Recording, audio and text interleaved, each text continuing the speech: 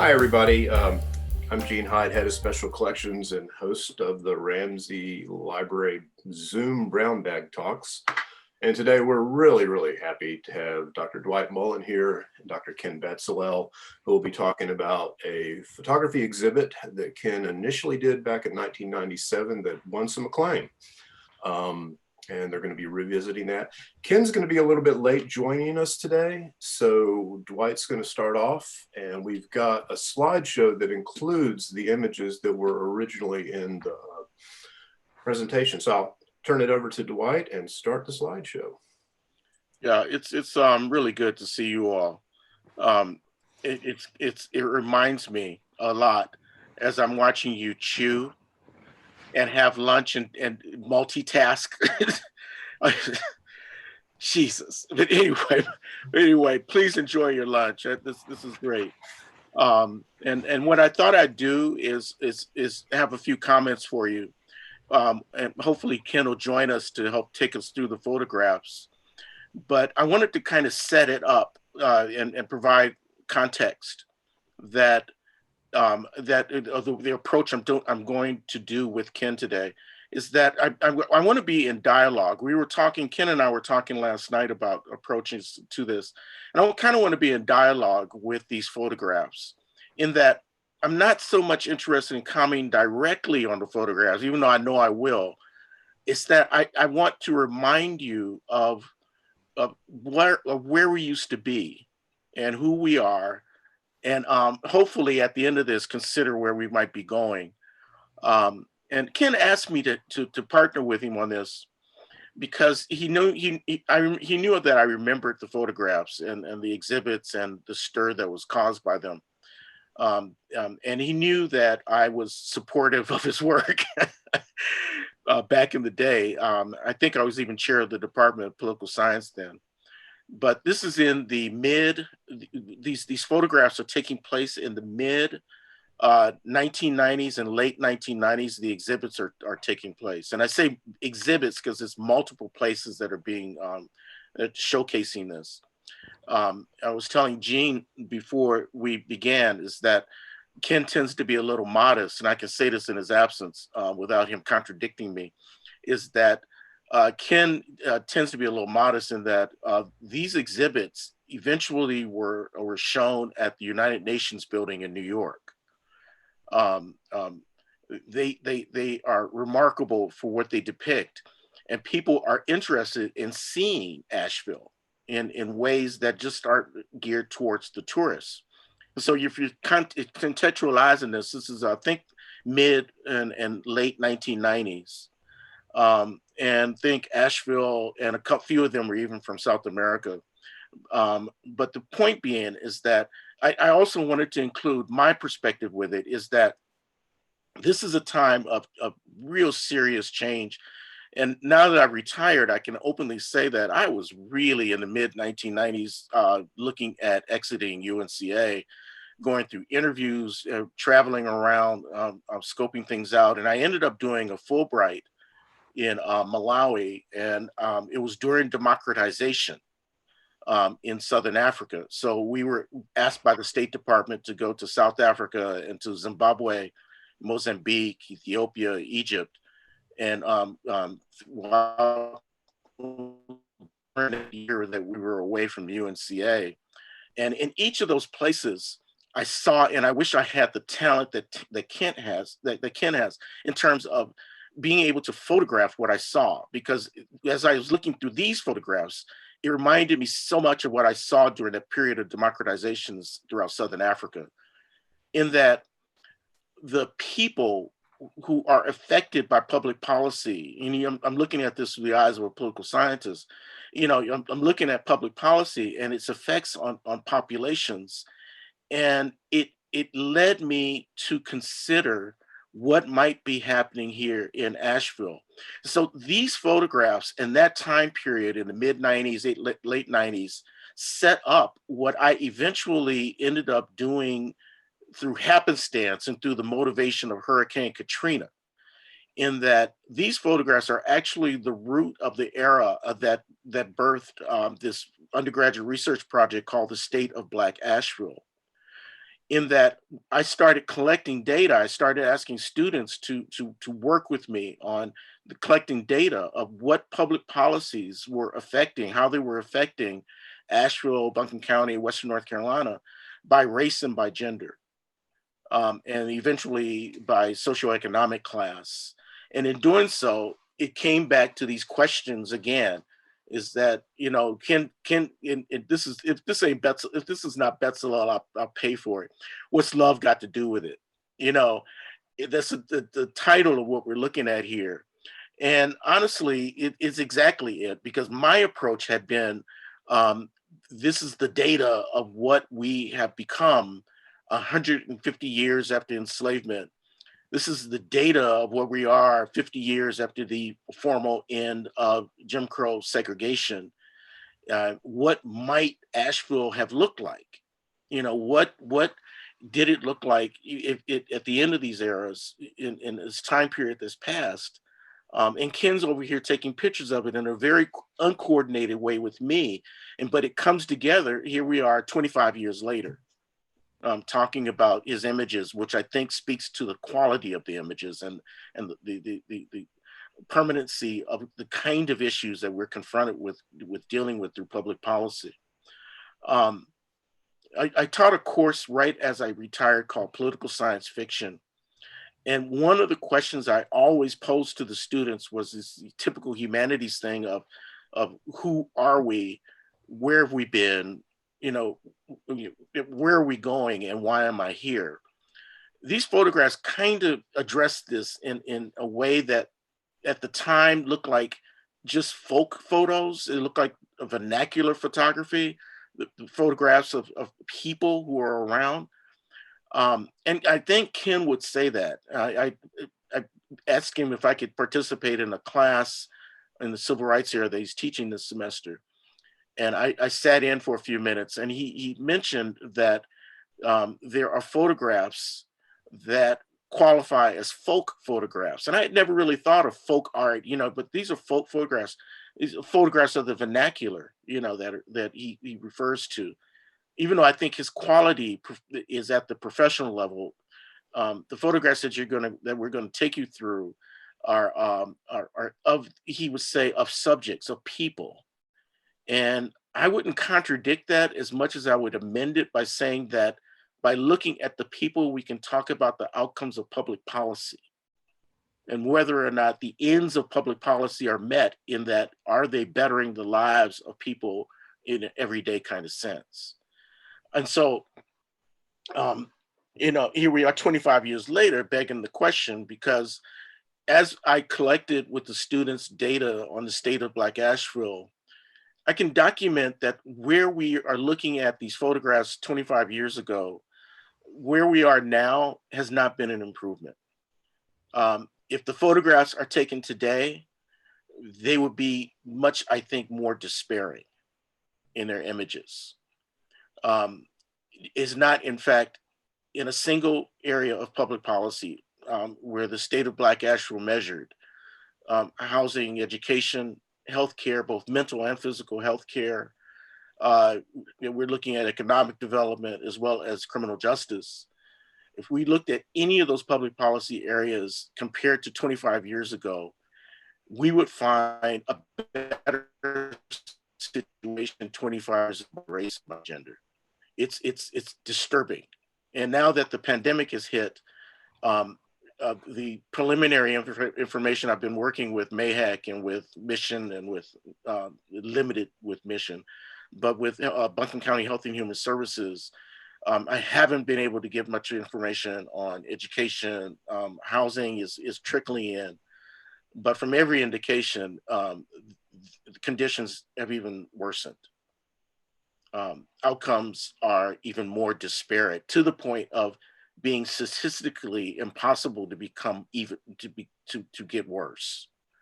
Now, I'm talking about the degree of, just bear with me, and we'll go through these slides in a minute, and Ken will be joining us in a minute. But let me say this thing is that what Ken has done is collected the narrative, the visual narrative of the data that I was collecting through statistics. And that's an important pairing, because just to give you an example, 25 years ago, the maternal mortality rate and the infant mortality rate here in Buncombe County, for every one white baby that died 25 years ago, 2.5 Black babies died. For every mother that was lost who was white, we're looking at 2 Black women who were lost. Today, the ratios of white women to Black women and Black babies to white babies is for every 1 white that is lost, we have lost 4 Black women or 4 Black babies. We're approaching we're competing with the context of looking at, rather than Chicago or New York, we're looking at Haiti now, comparing Asheville, Buncombe County to. And this is before the pandemic. This is before the pandemic. It's Ken's pictures, we at the time thought depicted a despairing, a very, very stark relationship, race and gender wise, in Asheville. Well, it's even more stark now. It's even, or is it starker? It's more now. Can we but Gene, let's go through the photographs, and let me indicate as we go through the speed at which we will go, and then I'll hold comments for the most part,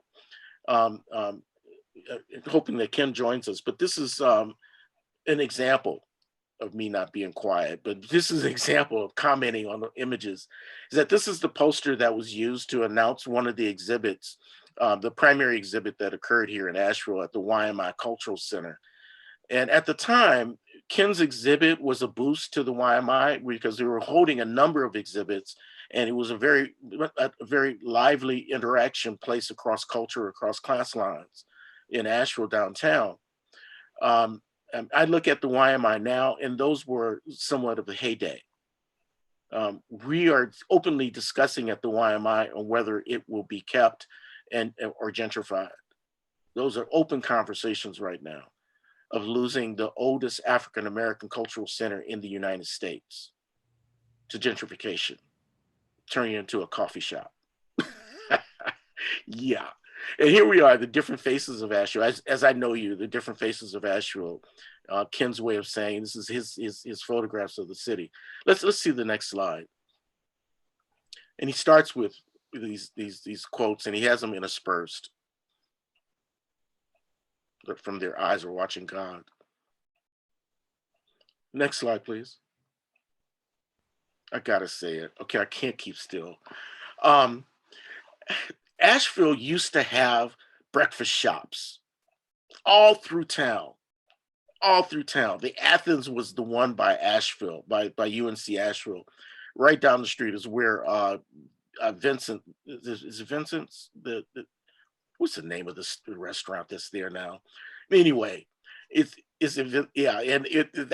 was the site of Athens. Italian restaurant, Yeah, this the Italian.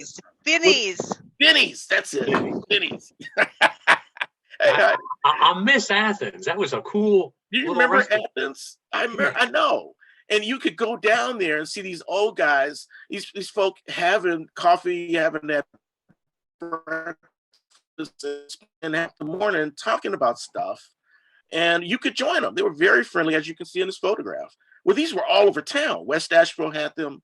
They were downtown. There were a few in South Asheville. There were some out on Creek. But the point is that each neighborhood's people could walk down or short drive and participate as neighbors over coffee. I don't know if a single one is gone. It still hits. I think the Mediterranean was the last one, isn't it? There might be some going out Patton now. I'm not sure. But these were fairly common. As you can see, some of these World War II vets. Can you imagine the conversations? So let's go to the next slide. Neighborhoods. Heidi, where is this? Ecuador. Yeah. Yeah, we have a very lively international studies program. And the photographs. Quito. Quito. And do you remember this? I know. See, this is the thing about being a dinosaur, is that you can go back into the Jurassic age and remember things. And I remember the students having photography exhibits when they came back from their trips abroad, and they would be exhibited, and much in the same way as undergraduate research projects are now. But in Quito, you can see the conditions of people living, the kids playing on the street.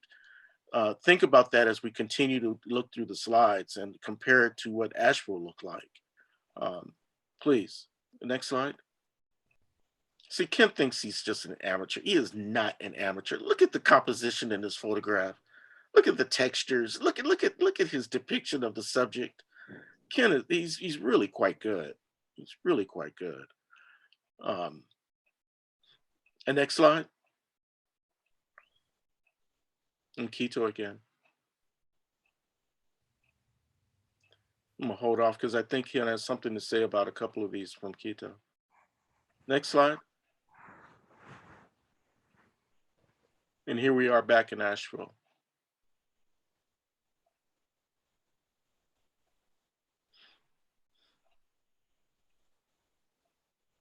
Just for those of you who are not seeing the significance of this, this is Ken Betzalel in the home of an African American in Montfort. Ah, ah, yeah. How many of us can say that we can take a photograph like this, like going into the home of a neighbor? Please, another slide. I know this is not supposed to be the Ken Betzalel show, but I have to say this, is that Martin Buber and I and Thou, Ken is a political philosopher. And so as you're looking at the photographs, this is not a pedestrian viewpoint. He's actually applying much of what he sees as a political philosopher to the politics of the street, the politics of neighborhoods. In that he's acknowledging that there's something to learn, something for us to gain. Next slide, please. Yeah. Some of you may have worked with Ken before, but you know, nothing is permanent with Ken. And so he arranged these slides deliberately and went through several editions. So we go back and forth from Asheville. Please, another slide.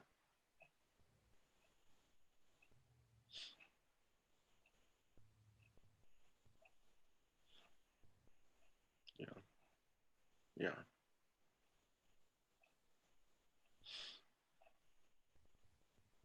Thank you. Thank you.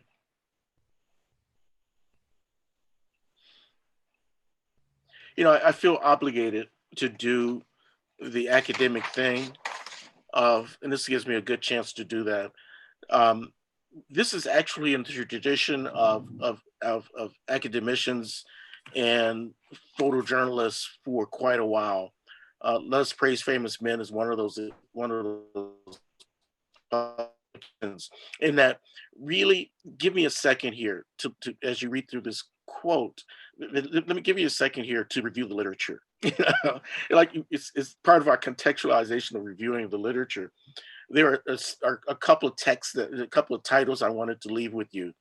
And I believe these are in Ramsey, and they're still pretty much available on Amazon, even though they've become collectors. Is that it's called The Sweet Flypaper of Life. Another one is called 12 Million Black Voices. The Sweet Flypaper of Life is co-authored with Langston Hughes, and 12 Million Black Voices is co-authored with Richard Wright, two major authors, African-American authors, as they write in conversation to a series of photographs taken of people who are just completed the Great Migration. You know, these are urban snapshots. You ever have a chance to look at it, it's a good contextualization and review of the literature that surrounds this exhibit that we're doing right now.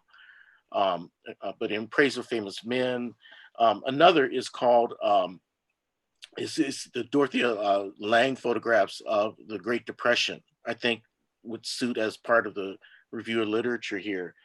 And there are a couple of others here locally, and you have to catch them as you catch them as they go on exhibit. One is it's the Rice collection, done by a local photographer of Black Asheville. And then there is the Andrea Clark collection that's partly held by the Asheville Art Museum, but also is of Black Asheville. And these are pre-urban renewal photographs. So if you want to see the state of Black Asheville before urban renewal, both of those are really good sources to get a feel for class and gender and race and what this place used to look like compared to what it looks like now. Statistically speaking, right now, we're looking at Asheville gaining in every population demographic that you want to point to in terms of percent as well as real numbers, except among African Americans. We're actually have measured declines in the percentage as well as in the real numbers of African Americans living in the city.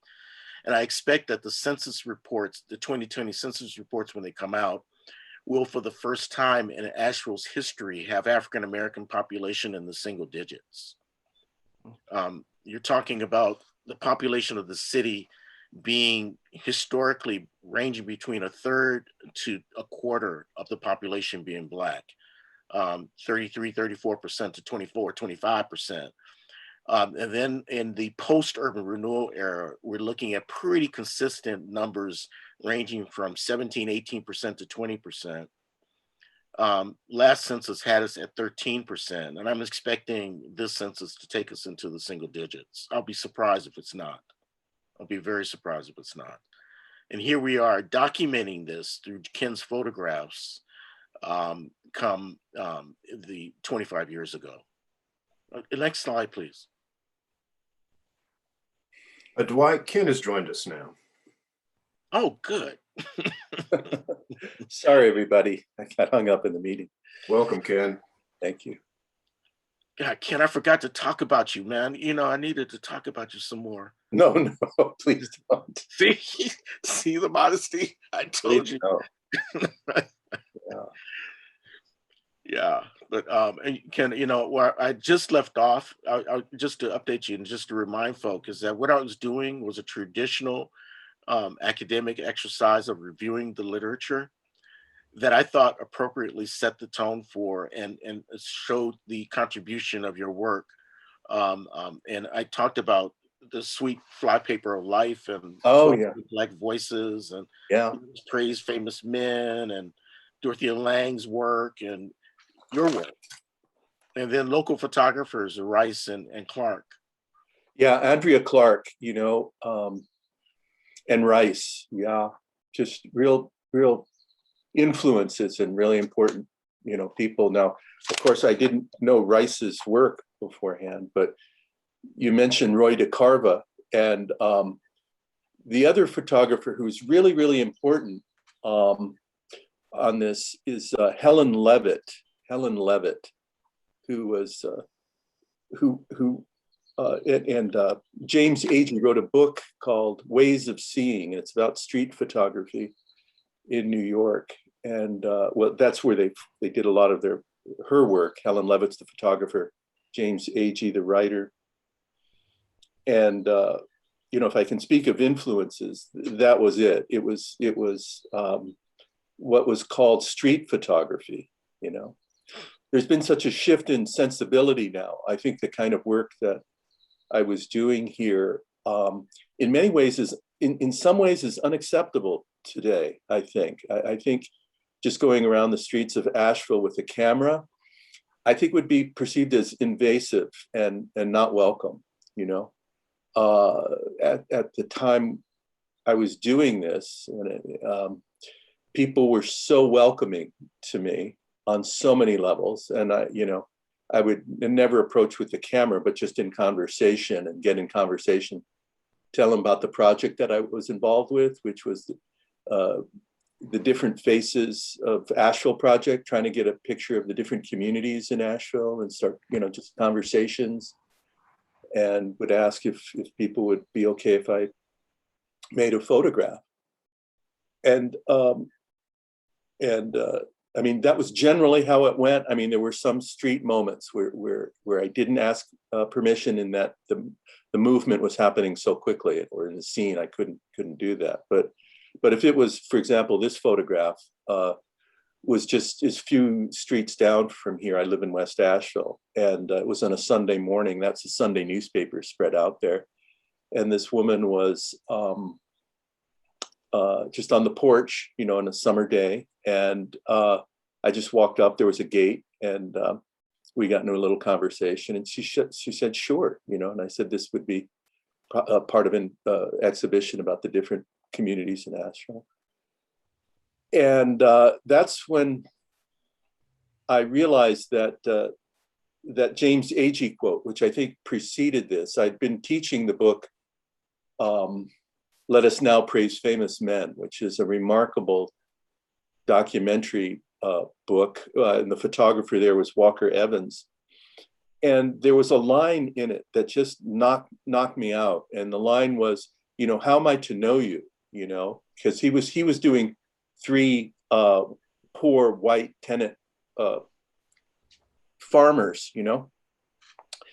And this question of how you know another person and how you know another community was, you know, uppermost in his mind. And he wanted to avoid all cliches in knowing another people, these 3 families, another person. And I think so did Walker Evans, who was another, I mean, for me to say influence makes it sound like, you know, it's just way out of proportion. I mean, these are great writers and photographers, and I don't put myself at that level. But what came through with Walker Evans and his photography is that stylistically he wanted to be invisible, and that was what I was trying to accomplish. I didn't want to be, my vision was to allow these people to come forth as who they were, without my sort of embellishing any kind of stylistic, you know, quality to it. So, and this is where I think the connection to Andrea Clark and Isaiah Rice are, and it's the idea of making a family's scrapbook snapshots of your family. So I approach people like we were part of the same family. And I got to put in a plug here for Dwight Mullen, because Dwight is an amazing photographer in his own right, and he's got snapshots of everybody. And every once in a while, he'll come into my office and he'll lay down a photograph of me stuffing my face with food or something in his backyard, you know, with the barbecue, something going. And it's like, he remembers everything. This man remembers everything. If you look in the back there, in his Zoom office there, he's got stacks of stuff, newspapers, clippings and stuff. And that's what I was kind of working towards, is to kind of create an everyday archive of Asheville in this little period of these photographs. That's what they are. They're community snapshots, you might say. And this woman, I think, is remarkable in so many ways. All the folks. Maybe if we could go to the next photograph. I'm sorry to jump in so late and sort of just. Go to the next slide. Oh no, you're good, man. You're good. Yeah. This is, her name just, you know her, Dwight. God. And her name just, I'm having a senior moment. Moments. I know her. She was at UNC, on the UNCA in the staff for years. And then she opened up her own taxi business, and that's her daughter and a friend. And this was in Montford Park. And I've given her the photograph. Yeah. Just for, you know, the record, I was using a Leica camera with a 35 millimeter lens. And I learned from local photographers here. You know, Ben Porter is a great friend, and he was really just would come to my classes, and I learned so much in conversation. And Burns, who owned, and his wife owned the Iris camera, remember, on Merriman? And that was a local watering hole for photographers. You know, of course, and he would develop my film, and I would print them sometimes, or I would pay someone to help print my images. And in Zager Hall, we had a little dark room. Do you remember that, Dwight? Oh yeah. Oh and, yeah. And this is how, I mean, this is when UNCA was really super interdisciplinary. We'd have a dark room right there, and we could go in and work on film. And, you know, I could use the dark room, and I incorporated it into my teaching. And so it's been a great opportunity for me to teach here, where I could use some of these facilities and the camera in my classes and be encouraged by my colleagues, which has been amazing. And so one of the things that, you know, with this camera, it was a wide angle lens, and it was a sort of a camera of documentary, you know, choice for documentarians to use, because you could go close to your subject and then suck in the background, you know? So I love that about this camera. And to me, the loving relationship I had with you know, the subject. Someone once said that a good photograph is something that's not taken, but that's given. And I was so lucky in this project that people gave, you know, I felt and I never felt that I was taking a picture, but was being given a relationship with people. And that was important.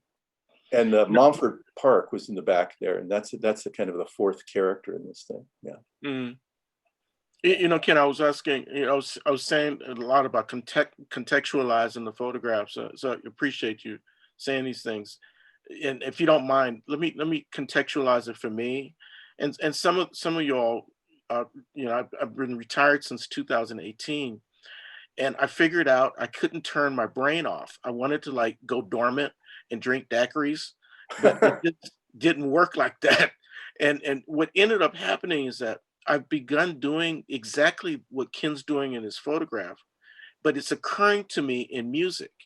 I'm finding jazz and contextualizing this era with the power of politics, or the study of politics, and understanding how jazz musicians were expressing many of the same things through their elements of composition. Yeah, exactly.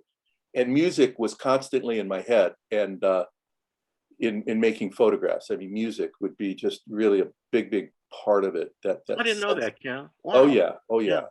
Just really movement there's a big connection, I think, between music and photography here. Georgia was her name. Georgia, that's it. And it helps when you know the folks. You know, it's not essential, but it helps for me. You know. Maybe the next slide. Let's see. This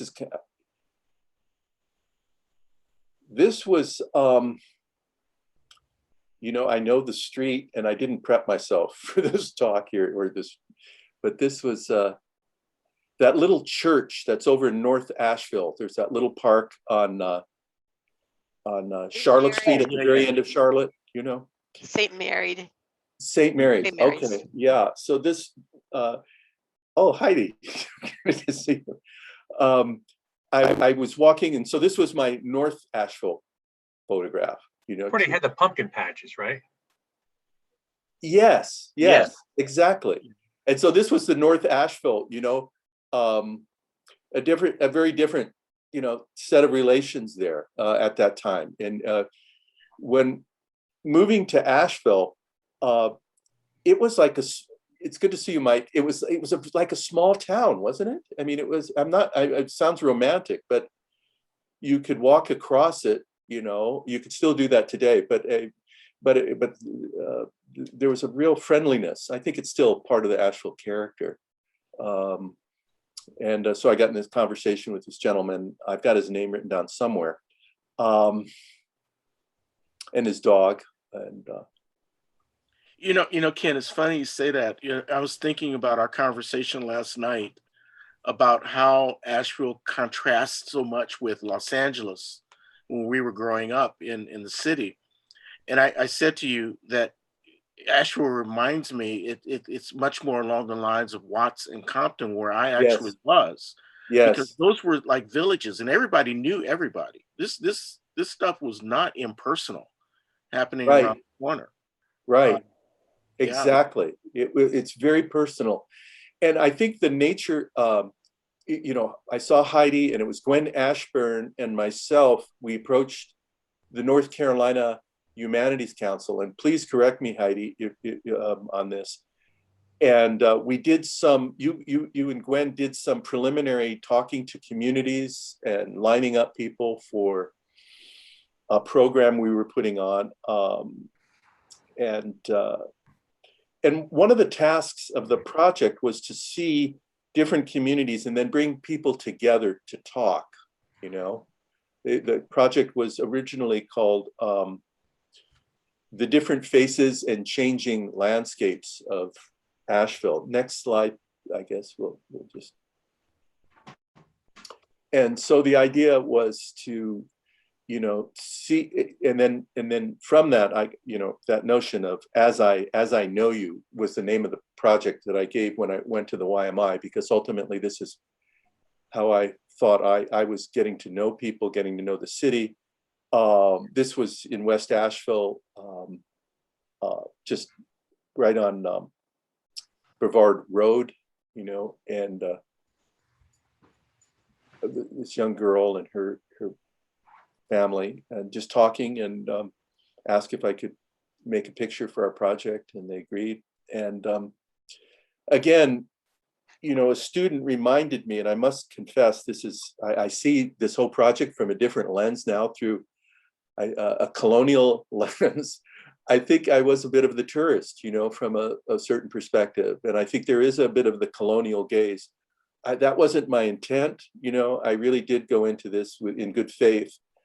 But as a student pointed out, you know, white photographers have been making images of Black kids like they didn't have to pay attention to them, or just could, you know, re-inscribe them in their work somehow. And I'm painfully aware of that now, you know. And that's why I think after this project, maybe next slide, you know, I took a different approach after this project, and talking to my colleagues and getting more involved with anthropology, and kind of thinking about relationships. I realized more that I needed to spend more time with the people and the communities that I work with. So there, you know, I've made a big shift with that, and with Dr. Kelly, and working more in the Burton Street and getting to know folks and other communities, rather than the drive-by photograph. I hope it's more than a drive-by photograph, but there is some of that element. This was a shoemaker on Haywood Road. You know, there used to be shoe repair. I think one of the things that time does in photography is, unlike painting has time in it, because a painting takes lots of time to do, you know, a portrait.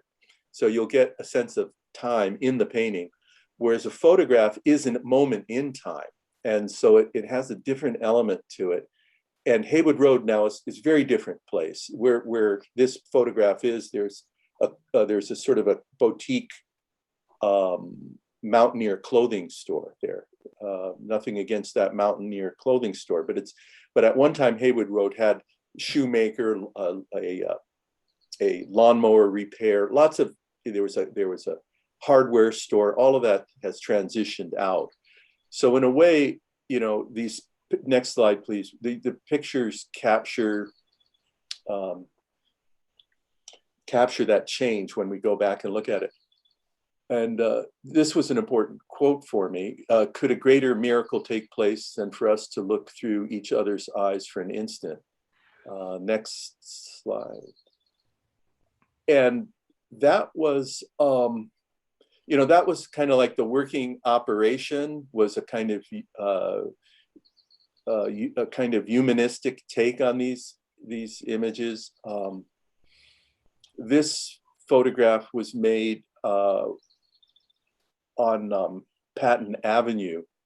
There was a church, the name escapes me, that had that front store on one side, and then the other side was on Wall Street. Jubilee, yeah.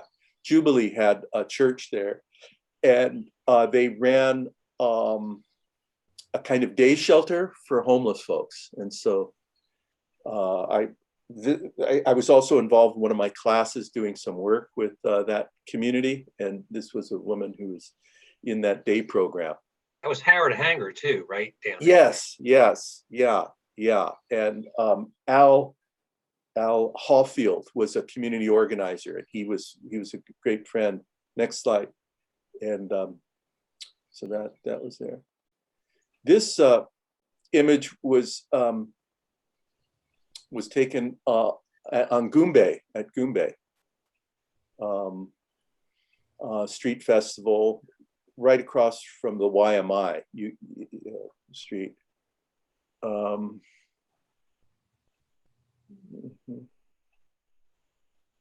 Yeah, and I could say a whole lot more. Again, I'm having a senior moment. I know the name of the individual. It just escapes me right now. Next. This photograph was taken inside the pool room on Eagle and Market.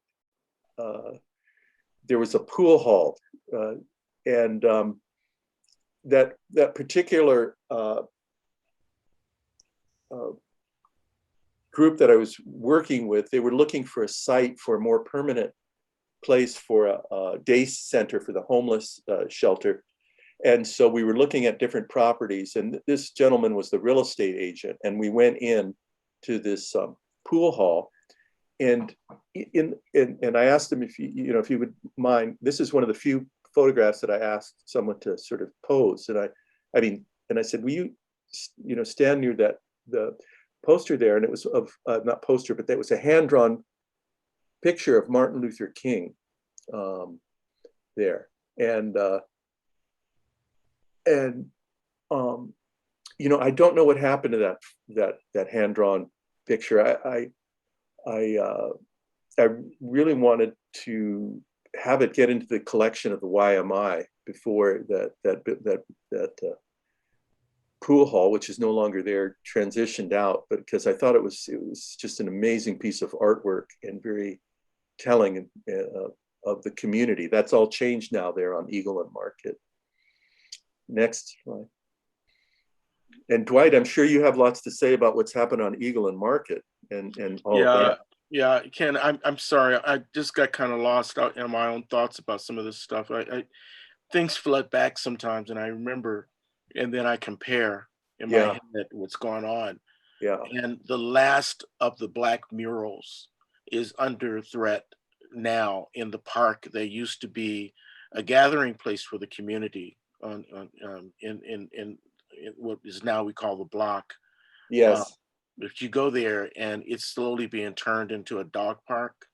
Right. Yeah. And very disrespectful what was happening to that mural.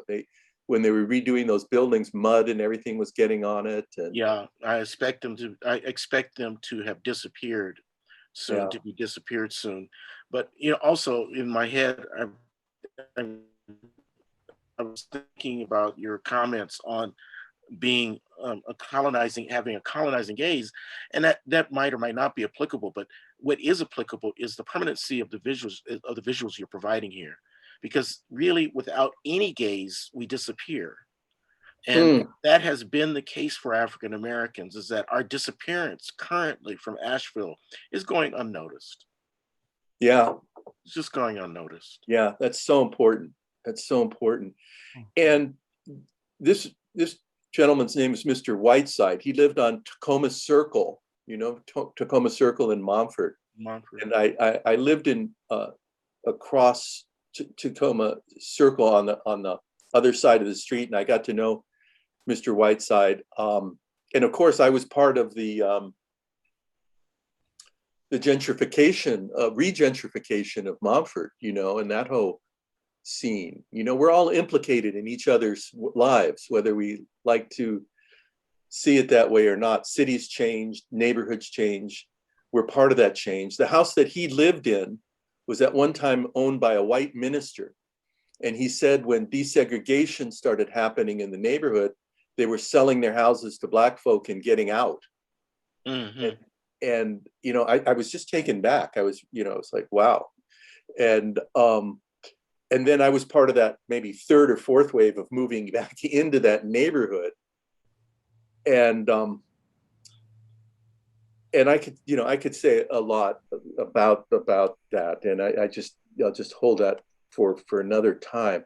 But one of the things I did was I had photographs from the YMI, and he's holding one of the photographs, which were of the Black GIs. Oh yeah. And he was in World War II also. So I wanted to prompt his memory of if he knew any of the folks, and, you know, just to talk. And I was, again, trying to get a sense of what was going on. And so that's what he has in his hand. And we were talking, and then he took me inside, and we had lunch, actually. So, and I said, you know, he was making greens, and I said, you know, garlic would be good on those greens. And he said, I don't think so. I remember that. Next slide, please. You know, in Montfort, there were African American veterans, World War II, who were among the first to be enlisted, who were first to be allowed to enlist in the U.S. Marines.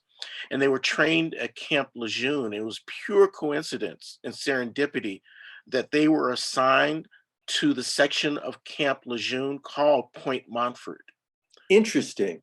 And that area, they were forced to build their own barracks, mosquito infested, and they talked about how unwelcomed they were with the Marines at Camp Lejeune. Interesting. Yeah. Interesting. Wow. They were neighbors. Wow. This photograph is one that was taken on Morningside in West Asheville, and you know, it's off of Bavard Road. I just walked all along and through those neighborhoods, and this woman was she's the grandmother, and that's her grandson in the tree. And you know, the house, it's all changed now. I'll just put it that way. I've kept in contact with her. She has since passed, and her son grew up, but I gave her a photograph and the photograph. There was a photographer at the time whose name escapes me. Gene probably remembers him. I think it was Farmer, and he loved photographing kids with masks. And I love that the kid, must have been around Halloween time or something. He had a little mask on. Oh, also on that other picture, if I might, I just love the way her gloves. She had, you know, dishwashing gloves, and I just really love that. This was a little church in West Asheville. I love signs, and especially when things fall off or misspellings and things like that. I must say, at times I did feel like I was a little bit in the devil's orchard. I don't know what that is exactly, but next slide. I'd love to hear what Dwight all others have to say about this photograph. This was in Montfort, right off of Montfort Ave. And, you know, I got in a little conversation. This gentleman had been mowing her lawn, and I didn't get into too much, you know, detail, but she had made like a really full lunch there. And he was eating lunch on the porch, and his lawnmower was on the other side. And I don't know. I don't have much, you know, I mean, I could say a lot, but that's why you're here, Dwight. Yeah. Thanks, good. But honestly, I know we're running out of time, but really, honestly, one of the things that you said again in passing last night, and I thought about it, is that these photographs, along with some of the conversations that took place around these photographs, are the bridges between communities that disappear without maintenance and preservation. We have to have these kind of sort of bridges between our communities in order to have a community. And I wonder sometimes if that's what I'm running across as I see the perpetuation of the disparities that I study in the state of Black Asheville, is that our bridges aren't there anymore, or the bridges are in deterioration. That's Uh, exact, that, that's exactly it. You know, on this particular photograph, in some ways, you know, because I come from a different region of the country, different set of relationships, you know, I've got a different background, whatever. But I felt that expression that in terms of African Americans and whites, there in Asheville, I saw in some instances a tremendous set of relationships, you know, but also separateness. And and that was sort of painful, you know, like, and part of the idea of the project, it was a grandiose dream, but I mean, I think we really tried to do this was to do exactly what you say, put the different communities in conversation, you know, because and and that honestly is what that's if you go through the South, you'll see that conversation happening. You would not see that conversation happening, but you would see communities physically together. And so black and white folk were being physically in proximity to each other, but having exactly, totally different understandings of their relationships. You know, exactly, white people talking about we understand we have a relationship with our Negroes, while black folk are sitting up saying, "Yeah, okay, does lunch come with cutting this grass?" I mean, exactly. So we just have you know, just a few minutes left, and there's just a whole lot more slides. So maybe we'll just oh I'll yeah, please. be silent, and well, it's hard for me to be silent, you know.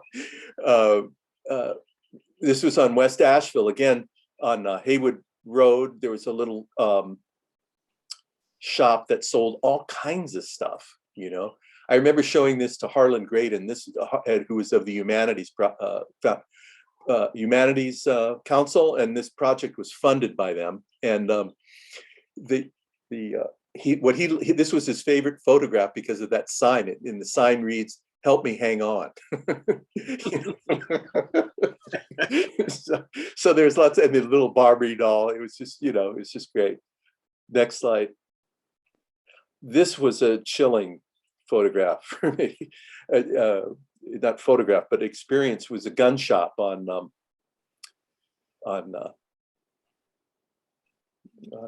Haywood also there. I mean, there were all these little business. You remember that, Dwight? All those I little do. businesses. I And do. in a way, that's, you know, from my political science background, what we've seen is actually neoliberalism hit Asheville in terms of a shift from a local town economy to one that was much more hooked into global markets and so on and so forth. I think we got to go in just a minute, but this one was most chilling because, you know, just the whole violence thing, you know, and you know, the gentleman with the hand to the finger to his head, to me, and I shouldn't be interpreting my own pictures, but I saw it as almost suicidal. What are we doing here? You know, are we thinking? You know, but maybe we have time for one more picture, and then we'll.